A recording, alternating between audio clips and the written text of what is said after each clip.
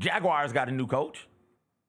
This story. What happened? I missed this story entirely. Okay.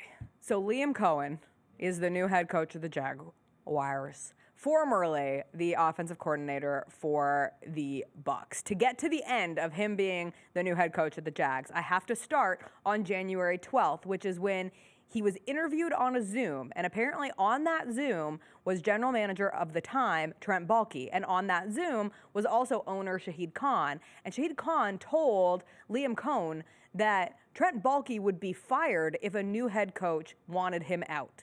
Baalke was also on this call, on a call where the owner says, well, if the new head coach wanted a new GM, we would take the appropriate measures to make that head coach happy.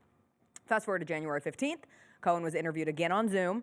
January 20th, he interviewed in person. On January 22nd, Coen was like, you know what? No thanks. Agrees to an extension with the Tampa Bay Buccaneers to become the highest paid offensive coordinator ever.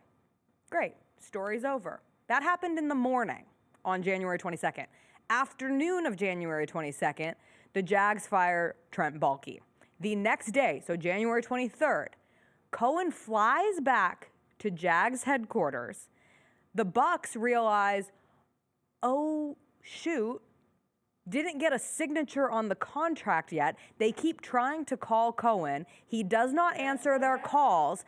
Coen allegedly told Todd Bowles during this time that he was at a doctor's appointment with his kid. Cohen's wife has now popped on Twitter because people thought he lied about being at a doctor's appointment with his kid. His wife is like, no, our son actually has an autoimmune disorder and we were at the hospital. That's true. I shouldn't have to get on social media and they come out with the truth, but that was true. But also, Coen was avoiding the calls of the Jags because by the afternoon, Coen agreed to be the Jags head coach, where he reportedly gets to pick their new general manager and gets a contract similar to the one that Ben Johnson just signed with the Bears, but with more money. This man was the offensive coordinator at Kentucky 2 years ago. And now he is the head coach of the Jags, fleeced his way into more money. Can we say fleeced? Doesn't fleeced imply that he robbed them? Yes. I don't think he robbed them. I think he meticulously played this negotiation some process are meticulous. like a fiddle. Whenever something like this happens, because this is how I would be in my household, the celebration between him and his wife last night, not in a weird way, just in a sheer celebrating couples wins. I realized when I said that it came out wrong. I can't imagine celebrating signing that contract. From January 15th or January 12th with that initial Zoom to January 23rd, where you are now the head coach of the Jags, wild experience. You get the money you want. You get the opportunity to hire your own general manager, which is not something a lot of head coaches are going to, particularly first-time head coaches in the NFL, are going to have the opportunity to do. Some people have come down on him and been like, oh, this is business, baby. This is how it works. I love this. The AFC South needed some fun juice. They're saying in the chat, finessed would have worked. Finessed. Finagled. Finagled. Finagled. Finagled. Finagled. You say finagled, and I say finagled. You say Jaguars, and I say Jaguars. I can't even say it the way the Lang is Bengals, saying. and I say the Bengals. The Bengals. The Bengals. Oh, why are you this Let's way? call the whole thing off. That's a wild story. It reminds me of the Pierre Paul story, where he was ducking, not a coach, player, blows off parts of his hand in a firework accident, and he wasn't going to sign the contract because he was worth so much more than the contract. But then once his hand got blown off, he's in the hospital. He's like, yo, bring me the contract quick so I can sign it with my mouth because my hands are in casts right now. The Giants are trying to break down the door to get a look at him before he could sign. It's good. It's good stuff. That's good. How do you have the contract if you're the Bucs and not get his signature? Somebody's in trouble for that one. I just want to know if, did he realize that he hadn't signed it, or did he intentionally not sign it? And the whole thing too with the reason people were skeptical about the being at a doctor's appointment, and not being forthcoming in conversations that he was actually having another conversation with the Jags was because the contract with the Bucs was dependent on him not taking any further interviews. So let's say the Jags thing hadn't worked out, the Bucs could have avoided that new contract on their end, but at that point they were desperate for him to sign. Whew. Just another day in the National Football League. Getting to hire your boss is incredible. Is now a new goal of mine.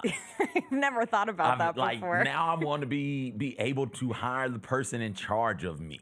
That would be incredible. Do you know how soft I would go? I'd hire my baby sister. She's never going to be able to tell me what to do. Yeah. Who are you hiring as your boss? That's a good question.